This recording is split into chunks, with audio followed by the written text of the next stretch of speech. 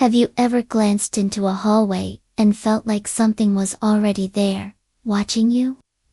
What if it looked exactly like you, same face, same eyes, but smiling in a way you never could? Tonight we'll step into a story where reality bends, where the familiar becomes terrifying, and where you may question the shadows in your own home. Welcome to EchoVerse Whispers. Close your eyes, breathe slowly, and let the quiet pull you under. But remember, sometimes, when you hear your name in the dark, it's not your own voice calling. I keep seeing myself standing in the hallway. I first noticed it 3 nights ago, when the air in my apartment felt colder than usual, and a strange stillness had settled over everything, like the world outside my door had stopped breathing. I was sitting on the couch, staring at the muted television, when something in my peripheral vision drew my attention to the hallway. At first I thought it was just the dark playing tricks on my eyes, a shadow stretching in a way it shouldn't. But then my stomach tightened because I saw my exact reflection.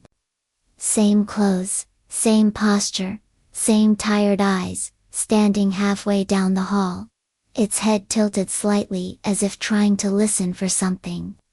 My first instinct was to turn fully and confront it, but the moment my gaze shifted entirely toward it, the figure was gone, as if it had slipped sideways into the darkness, leaving the hallway empty and still. I sat there frozen, heartbeat pounding in my ears, trying to convince myself I had imagined it. That maybe I'd been nodding off, and my mind had conjured a waking dream. But deep down, I knew the weight of someone's presence when I felt it. And the air in that hallway had been heavy, thick, almost humid, like breath lingering too long. The next day, I tried to go about my routine, as if nothing had happened. Brushing my teeth, making coffee, ignoring the faint creak of the hallway floorboards that sometimes came without anyone walking over them. That night, I kept all the lights on, telling myself that whatever I had seen would have nowhere to hide. But sometime around 2:15 a.m., I woke to find every light off, the apartment drowned in a dim, bluish glow seeping from the window, and there it was again, standing at the exact same spot in the hallway. Only this time, its head was tilted the other way, and I could see the faintest curl of a smile on its lips, not a kind smile, but something slow, deliberate, almost knowing. I didn't move, I barely breathed, my body trapped between the instinct to run and the irrational belief that if I stayed perfectly still, it might not notice me. But it took a step forward, and the sound of its foot against the floor was not quite right, too soft, too delayed, as if it existed just half a second out of sync with everything else. My skin prickled and I forced myself to blink, telling myself it was just my reflection from some strange angle. But I knew that was impossible because I was lying in bed and my reflection was standing, its hands now clasped loosely in front of it. Then it spoke, not with my voice but with something deeper, layered, like 2 voices overlapping perfectly. Out of time, it said my name, not as a question, but as a statement, and my chest felt tight, my pulse thundering. I wanted to answer, but my throat was dry. I wanted to get up, but my limbs felt anchored. Then, just as suddenly as it had appeared, it turned and walked toward the end of the hallway, fading into the shadows where the bathroom door stood ajar.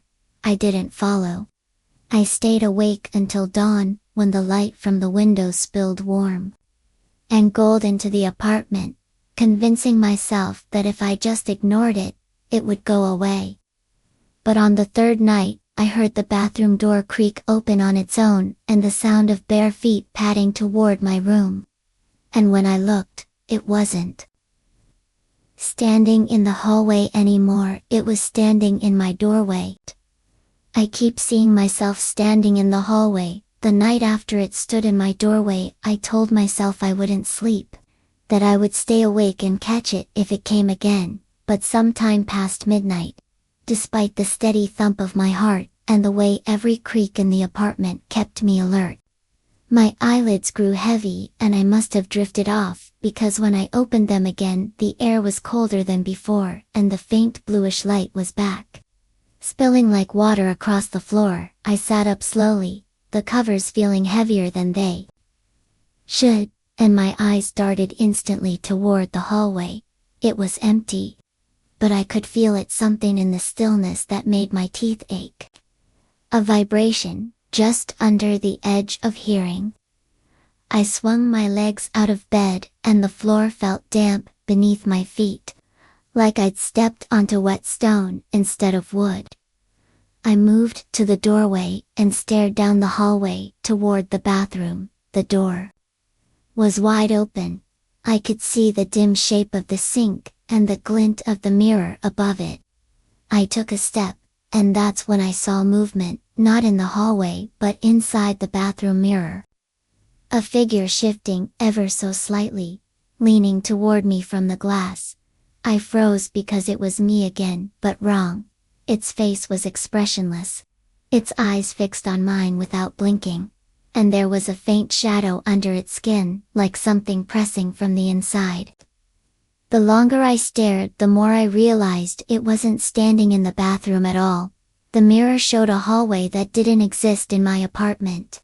The walls in that hallway were narrower, the light was dimmer, and something was moving behind the other me, something tall, thin, and bent. The shape sliding closer, until it was just over my reflection's shoulder.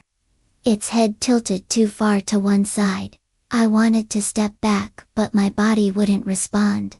My reflection smiled then, slow and deliberate, and raised its hand, pressing its palm flat against the inside of the glass.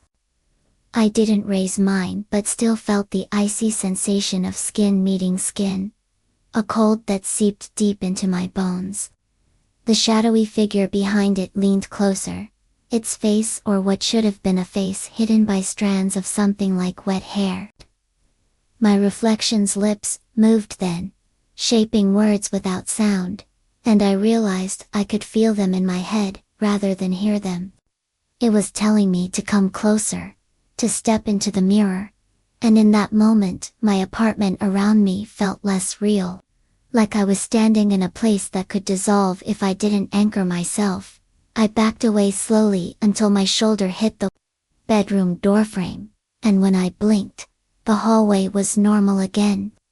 The bathroom door just slightly ajar, the mirror reflecting nothing but what it should. I stayed awake the rest of the night with the lights on. Every sound magnified in my ears, every shadow threatening to stretch into a figure. But as dawn broke, and the world outside began to wake, I realized something that made my skin crawl far more than the sight of myself in that hallway. I could still feel the cold print of a hand against mine.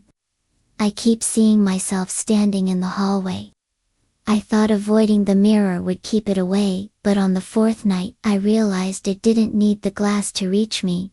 The apartment had started to feel different, even in daylight. The corners seemed sharper somehow, and the air had this faint metallic taste, like the moment before a lightning strike. My phone screen would flicker when I walked past certain spots, and sometimes when I looked at my reflection in it, the image lagged behind by a fraction of a second, showing my eyes blinking when I hadn't blinked yet. That night, I kept every mirror in the apartment covered with sheets and turned all reflective surfaces toward the wall. I even unplugged my television and laid it face down, thinking maybe if it couldn't see me, I couldn't see it.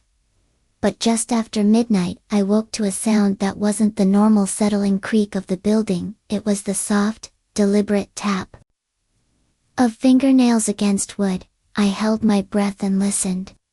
The tapping came again, faster this time. From the hallway, I sat up. every instinct telling me not to move but my curiosity dragging me toward the sound. I opened my bedroom door and the hallway was darker than I'd ever seen it. Like the shadows had deepened into something thicker than air, and there, halfway down, I saw myself again, but this time, it wasn't just standing. It was pressed flat against the wall, as if trying to merge with it. Its face turned toward me in a way that made my neck ache, just to see. The tapping sound came from its free hand, dragging its nails slowly along the wood, leaving faint, deep grooves that shouldn't have been possible. I whispered, "What do you want?" before I could stop myself, and the other me grinned, the skin at the corners of its mouth stretching too far. Then it stepped forward, and the hallway seemed to stretch with it. The distance between us staying the same no matter how it moved. I took a step back, and my heel hit something soft. I spun around expecting my bed, but instead found myself staring into another hallway. Not my own, but a warped, dimly lit corridor that smelled faintly of damp stone and iron. The walls seemed to breathe, bulging slightly with each inhalation. And at the far end there was movement. A figure, tall and bent, just like the one I'd seen behind my reflection. It took a step toward me, and every light in my apartment went out at once, plunging everything into that strange bluish glow. I stumbled backward and slammed into the wall, my hands searching for the bedroom door that was no longer there. The air felt heavy, thick with the sound of breathing that wasn't mine. I turned back toward the hallway and the other me was gone, replaced by the tall figure, now only a few feet away, its head tilting side to side as if studying me. I couldn't see its face, but I knew it was smiling, and then, in a voice that layered over itself like before, it said, "You're in the wrong place," and the floor under me gave way. I keep seeing myself standing in the hallway. I fell, but not the way you expect to fall. There was no rush of air, no gravity pulling me down, only a slow sinking, like drifting through thick, cold water, the darkness folding around me in heavy layers until I couldn't tell if my eyes were open or closed. When my feet touched solid ground again, the air was colder than ice and damp enough to cling to my skin. I was standing in a hallway, but not my hallway. This one was narrower, the walls pressed in close and covered in something like peeling paint or dead skin. The floor was warped wood that creaked under my weight, though the sound seemed muted, swallowed by the space. Faint bluish light leaked from somewhere ahead, just enough to show that the hallway went on far longer than it should have, disappearing into a haze that shifted like smoke. I took a step forward, and the air thickened, every breath leaving a visible cloud that lingered far too long. Then I heard it, the soft whisper of footsteps behind me, perfectly in sync with my own. I turned slowly and my stomach lurched, because there I was again. Only now my reflection wasn't exact. Its skin was pale to the point of translucence, the veins dark and web-like beneath the surface, its eyes just slightly too large, shining faintly as if lit from within. It didn't move when I moved this time, it just stood there smiling like it had been waiting for me. "You came," it said in that same double-layered voice, and its breath was visible in the cold air, though its lips barely moved. I stepped back, and my shoulder brushed something that shouldn't have been there, a door in the wall, tall and narrow with no handle. I didn't remember it a moment ago. And from the other side came a slow, deliberate knock, 3 times. Each one deep enough to make the floor tremble. My other self tilted its head, the smile widening as the knocking came again. 4 times now, louder, shaking dust from the ceiling. The air pressed against me, heavy and wet. And I realized, The knocking wasn't from the other side of the door, it was from inside the wall itself. Moving upward like something climbing toward my head, I reached out before I could stop myself. My fingers brushing the wood, and it was warm, pulsing faintly beneath my touch like a heartbeat. The other mez's eyes flared brighter and it whispered, "Almost here," and then the knocking stopped, replaced by a sound like nails dragging downward slowly, carefully, as if to savor the moment. Somewhere in the haze ahead a shape began to form, tall, thin, and bending forward to fit under the low ceiling. Moving toward me with the soundless glide of something that didn't need to walk, my other self stepped aside as if making room, and I felt my feet start to move toward the shape without my permission. I keep seeing myself standing in the hallway. I fell, but not the way you expect to fall. There was no rush of air, no gravity pulling me down, only a slow sinking, like drifting through thick, cold water, the darkness folding around me in heavy layers until I couldn't tell if my eyes were open or closed. When my feet touched solid ground again, the air was colder than ice and damp enough to cling to my skin. I was standing in a hallway, but not my hallway. This one was narrower, the walls pressed in close and covered in something like peeling paint or dead skin. The floor was warped wood that creaked under my weight, though the sound seemed muted, swallowed by the space. Faint bluish light leaked from somewhere ahead, just enough to show that the hallway went on far longer than it should have, disappearing into a haze that shifted like smoke.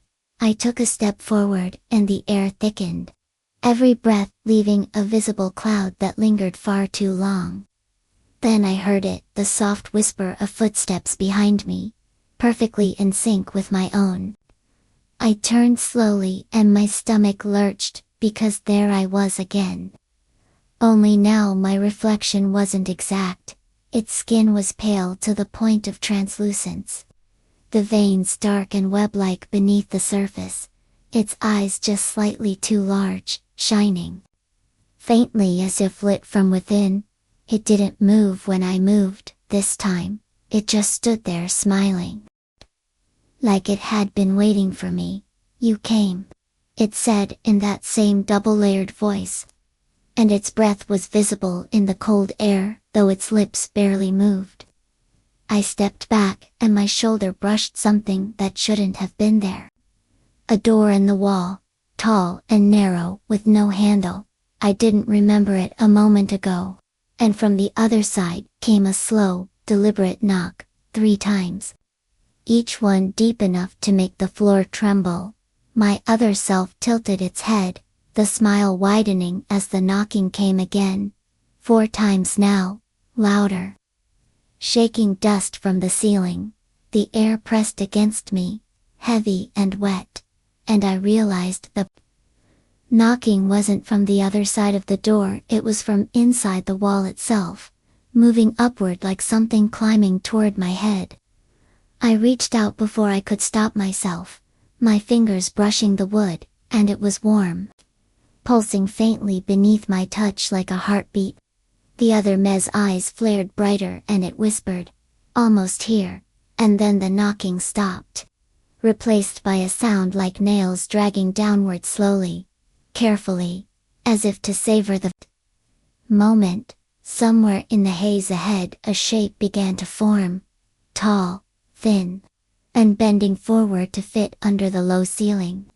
Moving toward me with the soundless glide of something that didn't need to walk, my other self stepped aside as if making room, and I felt my feet start to move toward the shape without my permission. I keep seeing myself standing in the hallway, my body moved forward like it no longer belonged to me. Each step heavy, yet inevitable, the narrow hallway seeming to pulse with the rhythm of my heartbeat. Or maybe it was the thing's heartbeat ahead of me, because the closer I got the more I could feel it, a deep thudding in the air that rattled my ribs. The haze shifted and peeled away in slow curls until I could see it clearly, a figure impossibly tall. Its limbs too thin, bent at sharp angles that looked painful, yet fluid. Its head brushed the ceiling, so that its neck was perpetually craned forward. The strands of wet, dark hair hanging over its face dripped something thick and dark onto the warped wooden floor. I wanted to turn away, to force my body to run, but every muscle obeyed something else. A pull that wasn't mine. My other self trailed just behind me. Its smile frozen in place, its hands clasped in front, as if it were escorting me to this thing like a guest of honor.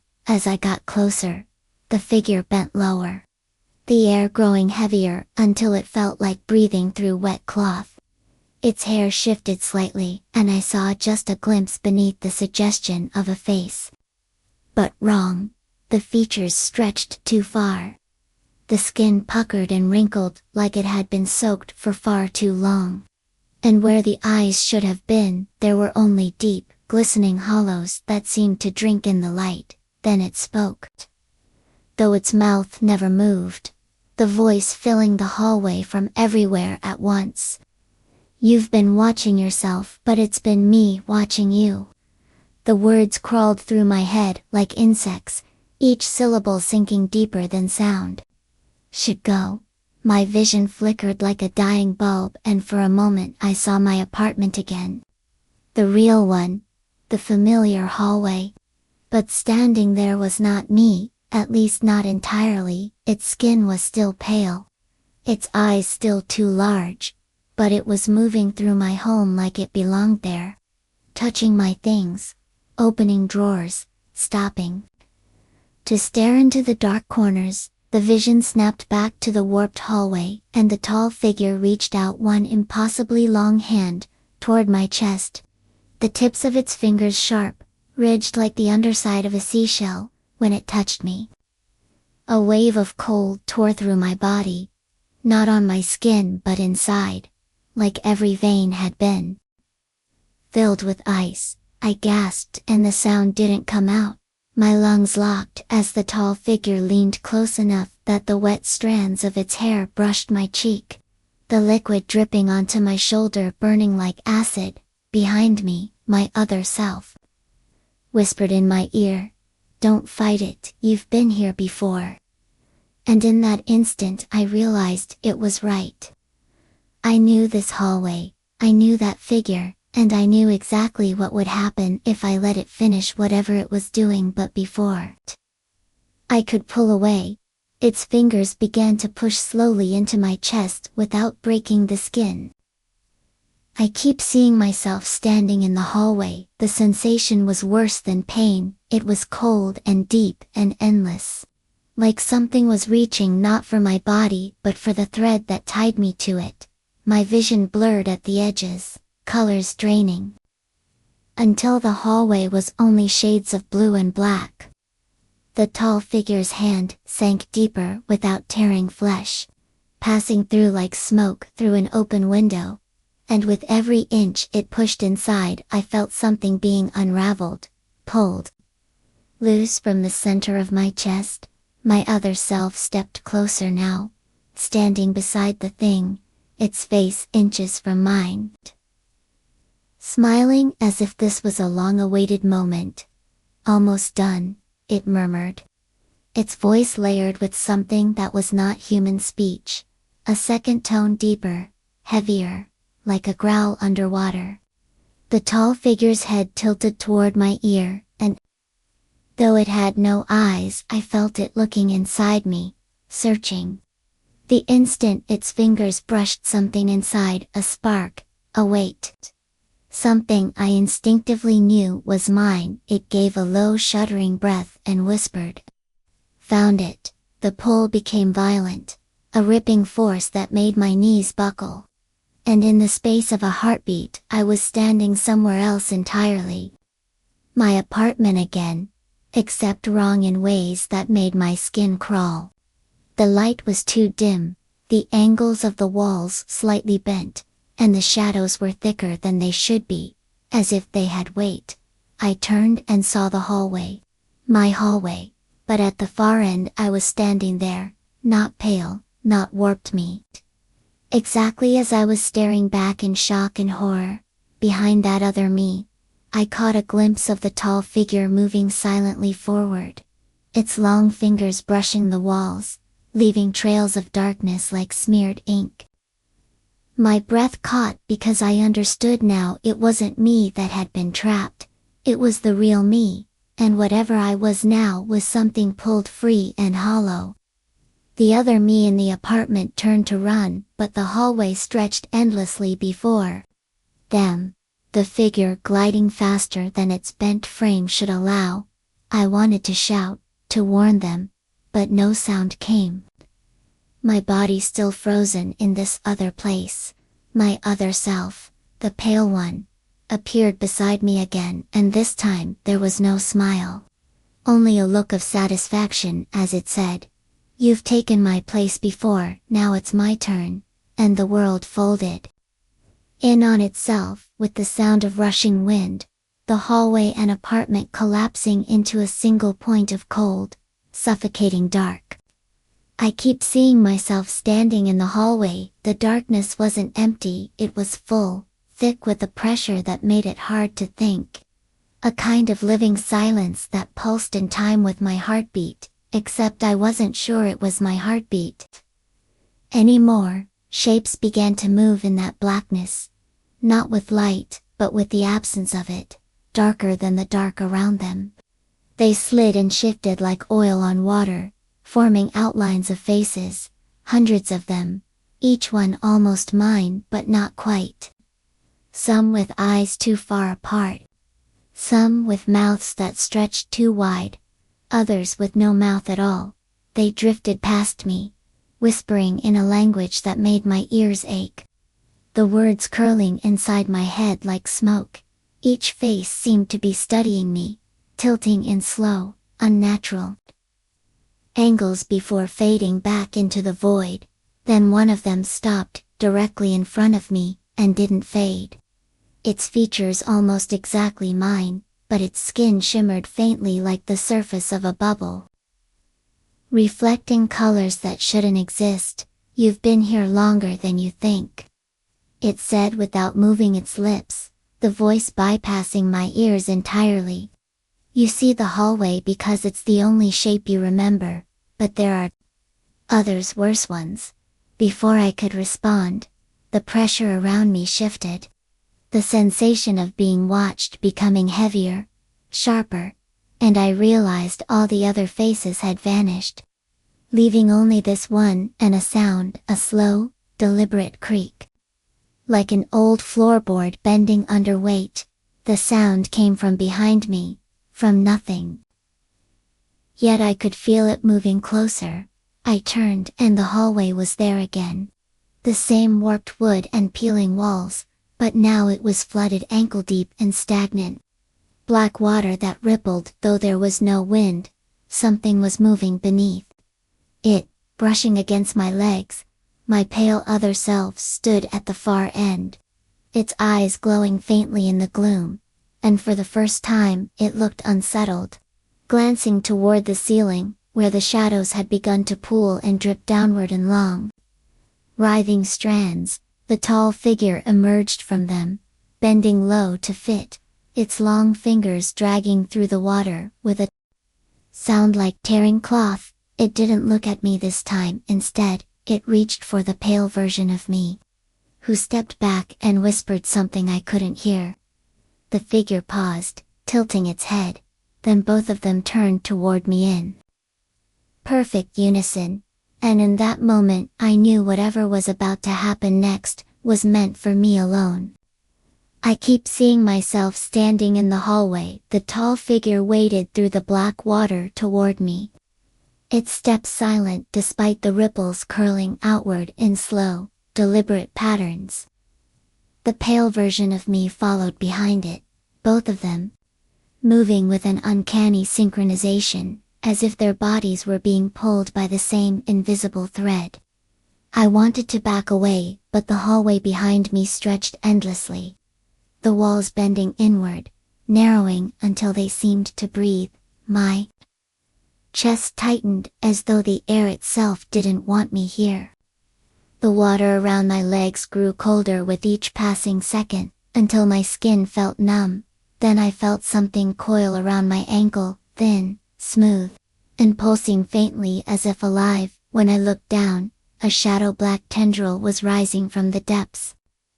Wrapping higher, pulling. I tried to kick free, but my body moved, sluggishly, like it was sinking into a dream. The figure stopped a few feet away, bending down so its eyeless face hovered inches from mine, its wet hair brushing my skin. "You are not where you belong," it said in that voice that came from nowhere and everywhere at once. "But you've been here before many times." My pale self stepped closer until it stood beside the figure, its expression now almost pleading. "It's your turn to stay," it whispered, and before I could speak, they both pressed their hands to my chest. Cold searing through me like ice burning from the inside out. The tendril at my ankle tightened and yanked downward, dragging me into the water without a splash, the surface swallowing me instantly. The liquid was thicker than it should have been, clinging to my skin and pulling me deeper into darkness. My ears filled with a low hum that vibrated through my skull, flashes of images breaking through the black hallways I didn't recognize. Doorways that opened into endless voids, mirrors that showed dozens of versions of myself staring back. Some smiling, some screaming, some with no faces at all. My lungs ached, burning, but I couldn't tell if I was drowning, or simply forgetting how to breathe. Then, far below, I saw a doorway, faintly glowing, standing alone in the dark water. Its frame covered in strange, shifting symbols that seemed to rearrange themselves. When I tried to read them, I reached for the handle, desperate for air. But as my fingers touched it, I felt a hand close over mine from the other side. I keep seeing myself standing in the hallway. The hand gripping mine was warm, human warm, which made it more terrifying than anything else I'd felt here.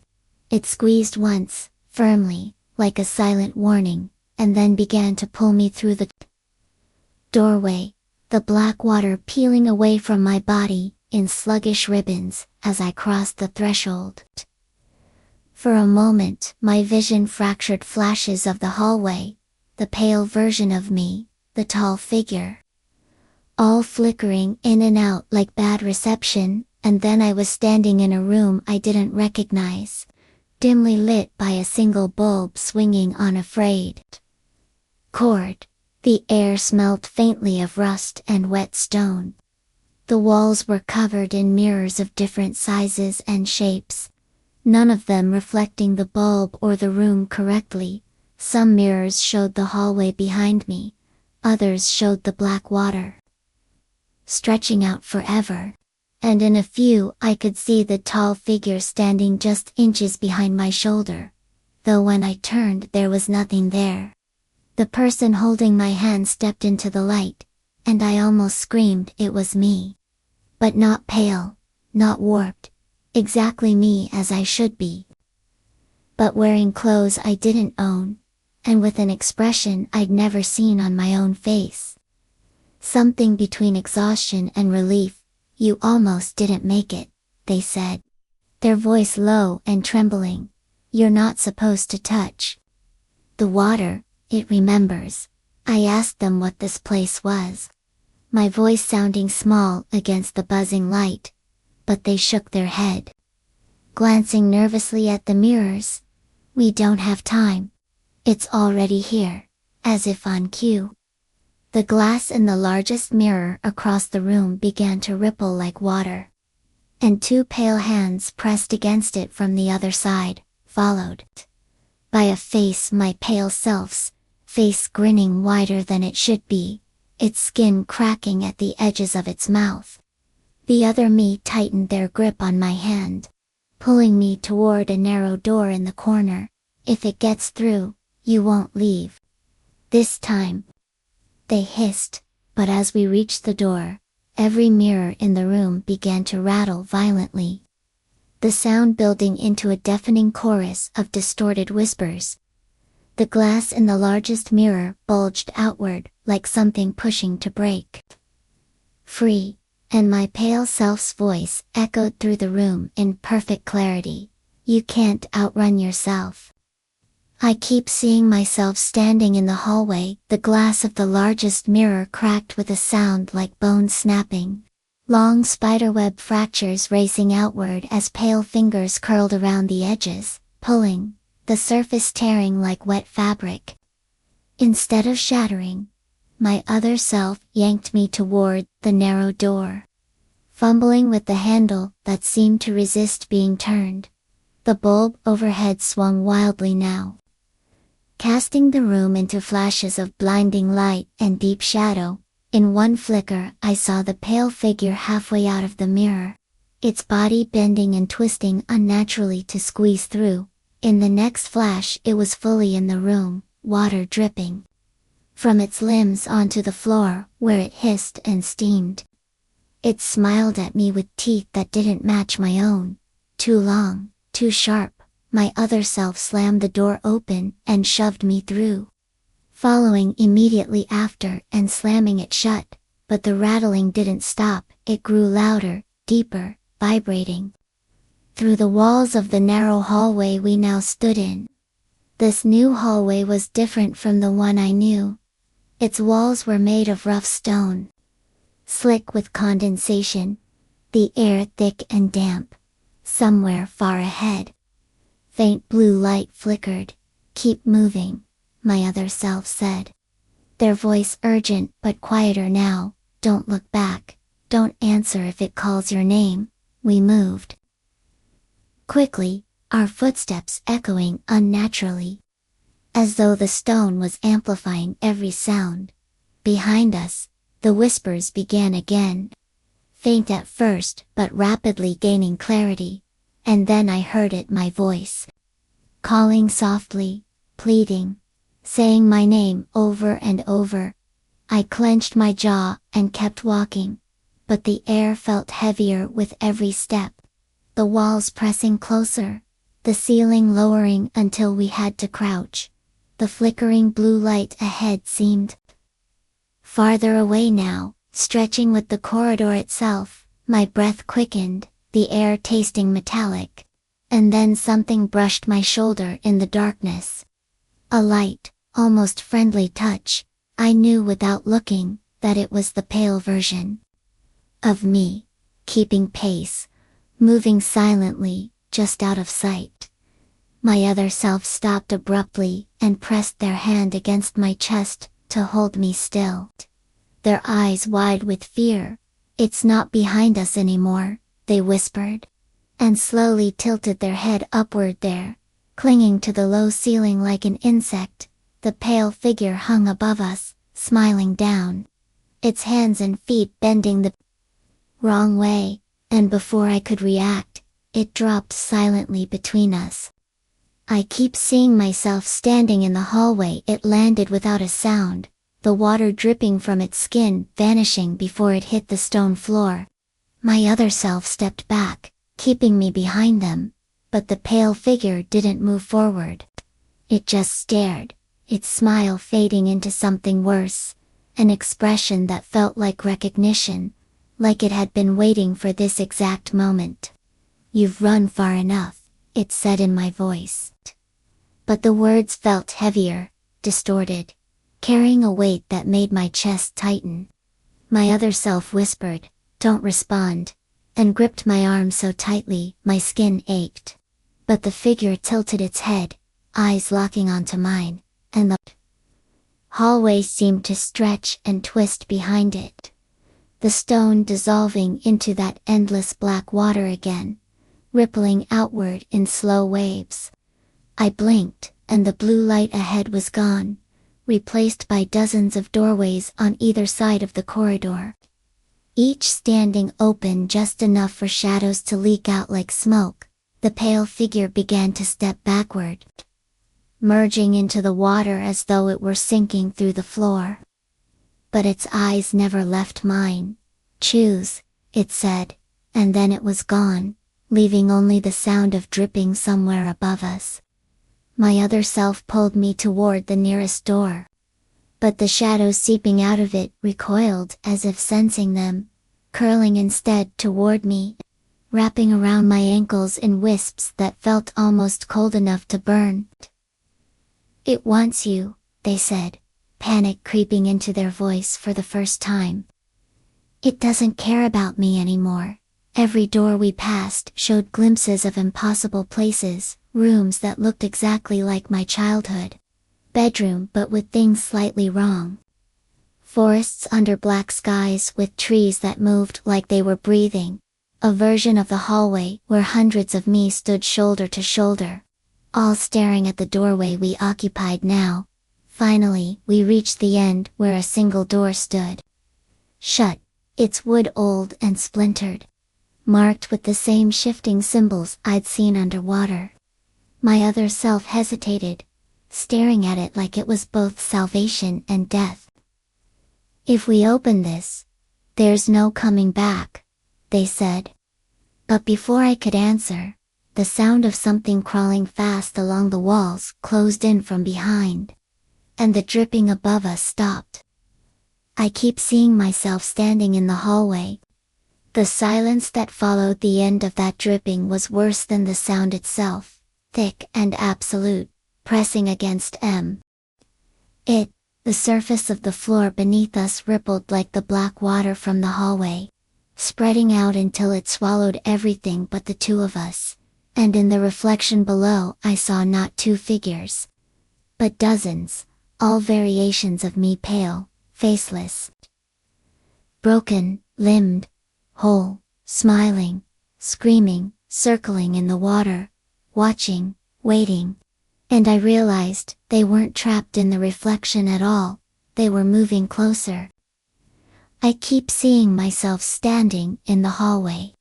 The water's surface shimmered like black glass as the reflections of all those versions of me began to shift. Their movements slow and deliberate at first, but then quickening until the ripples spread outward in jagged bursts, distorting their faces into something inhuman. My double, the one who had brought me here, kept their hand extended, their expression calm, almost patient, as though the chaos beneath our feet was nothing more than background noise.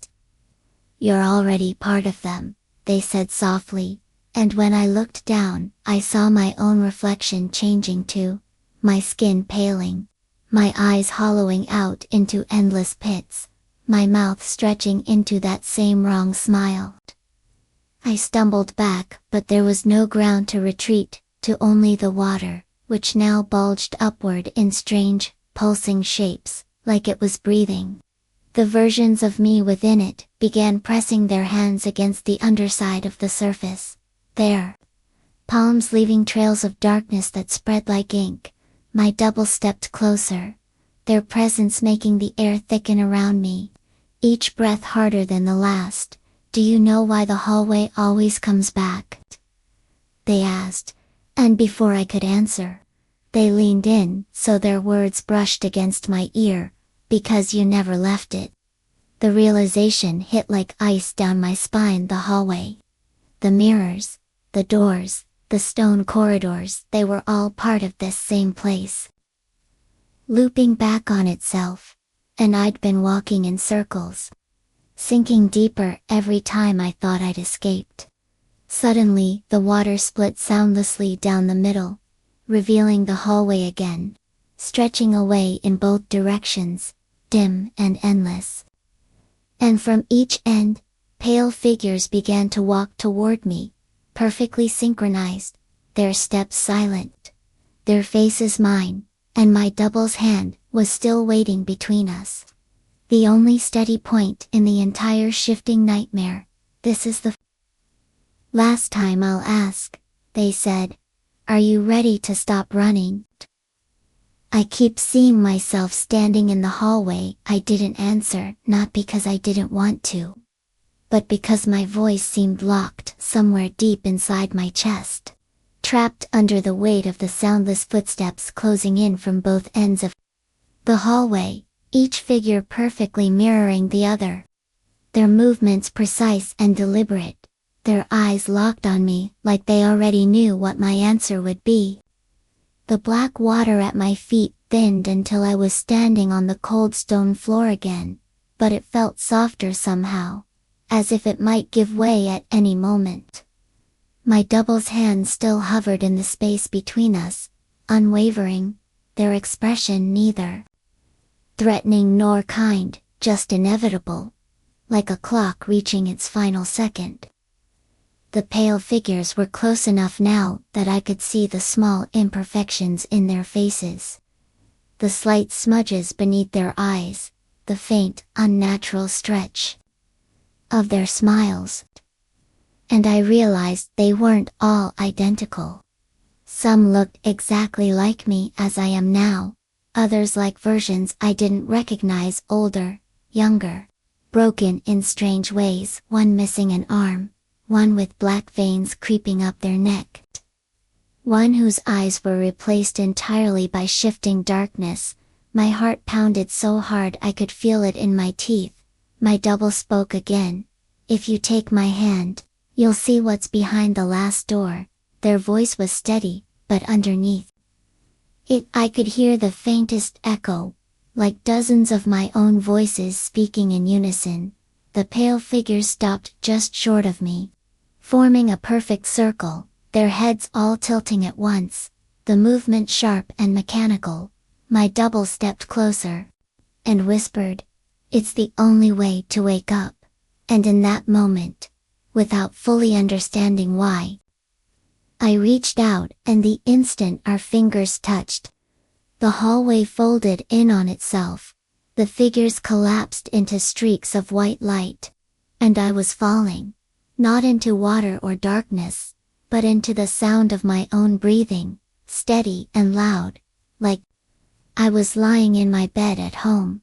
And then, through the corner of my eye, I saw myself standing in the hallway outside my bedroom door, watching. I keep seeing myself standing in the hallway. My first thought was that I must still be dreaming, because the glow from the hallway light was faint, warm, and utterly ordinary, nothing like the colorless brightness or the cold stone corridors. But as my eyes adjusted, I could make out the details of my bedroom exactly as they should be, the sheets tangled around me, the hum of the old ceiling fan, the faint ticking of the clock on my nightstand, everything too perfect, too still. I sat up slowly, my breath catching as the figure in the hallway didn't move, didn't blink, just stood there in that same posture I'd seen so many times before.